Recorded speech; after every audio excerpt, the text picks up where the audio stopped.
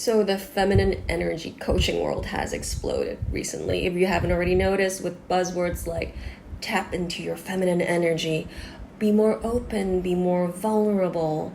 And this is particularly targeted towards successful, high-powered women in quote-unquote more, you can call them masculine positions in the careers that are very high stressful and demands them to put up a certain front to succeed.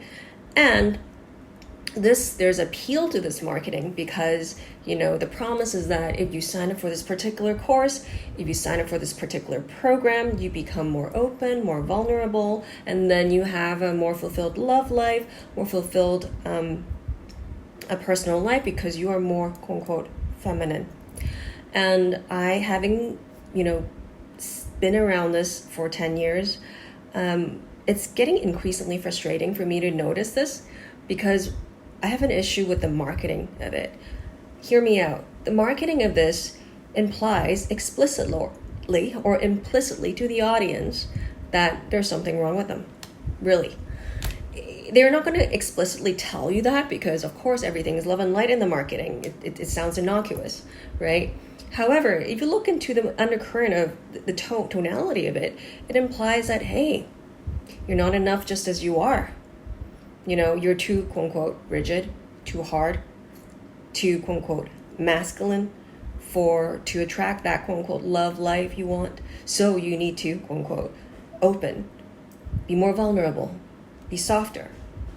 And that in itself, it's marketing from a base, from a foundation of lack, which is what first I have an issue with. And secondly, it's basically, I wouldn't say demonizing, but certain masculine traits, or you can call them traits that are quote unquote deemed quote unquote masculine. I don't like to label them that way. Maybe, put down, but they may be very useful. They're just traits. And I have an issue with that too. And thirdly, you can't just tell someone to just open their heart, without teaching them boundaries. This is a massive oversight, which I've talked about in my previous videos, and I will repeat over and over again. You cannot. Now, I don't see that many people talk about this because I suspect that teaching boundaries and talking about how boundaries is crucial to opening your heart is not as sexy as selling courses on femininity.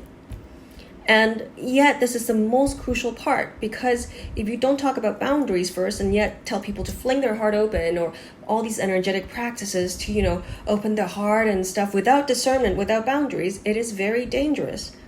It's irresponsible, it's unethical, especially since I've seen the audience and the target audience and many people that are in this field, or many women are wounded. And I was one of them. I'm not saying all.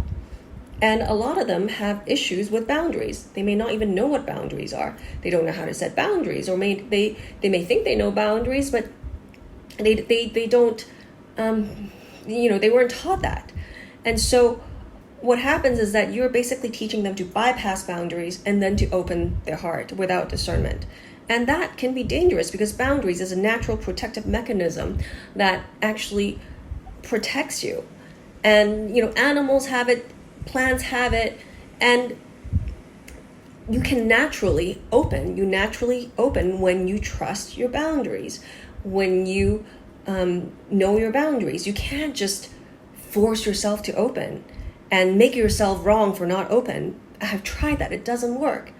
And the most natural way is when you build your boundaries, when you trust your boundaries, and you know yourself and you deeply trust yourself, you naturally easily open your heart, and you don't have to force yourself. And that's a key that many people don't talk about, which I would like to address right here today. And as I've said previously, boundaries are not just verbal, it's energetic. It's, you can intellectually know boundaries, but you have to energetically really embody it, and your actions, will have to match your words.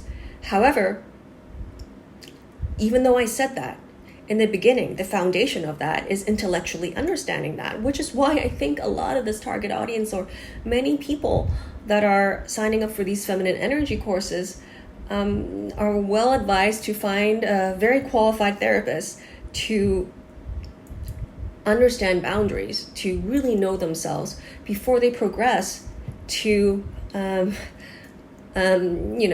other areas.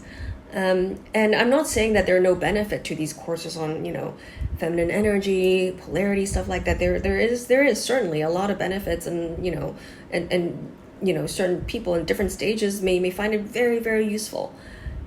With that being said, when someone hasn't learned the core lessons of boundaries, you can't bypass that and jump into something else, for one. And for two, a lot of the women, and myself included, was taught to conform to our particular societal standard in order to be loved, whatever that standard is. And so now, in the same vein, when you portray this idea of this feminine ideal, this whatever it is, in someone's perception, this ever elusive idea of femininity, that then what happens is these women will try to contort to them. Again, it's actually re-traumatizing instead of healing.